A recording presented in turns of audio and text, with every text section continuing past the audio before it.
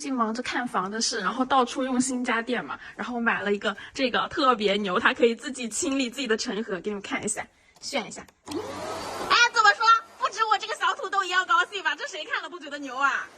主要是我家养猫嘛，每次吸完那个尘被哦，就你根本就很想拍给你们看，但是画面不过审，就清理的时候都在想尘被能自己变干净就好了。国货真做出来了。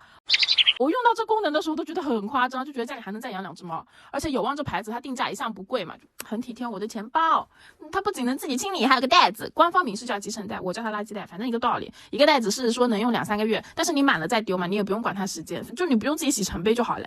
完全满足洁癖人垃圾跟手绝对不能共存的一个想法，而且它显尘灯的那个照射范围啊，我跟你们说巨夸张，我这个马路现实，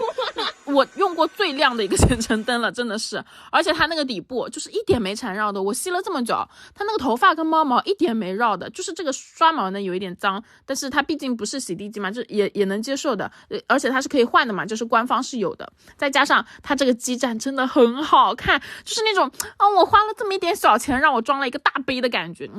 我虚荣，我很爱，嘿嘿。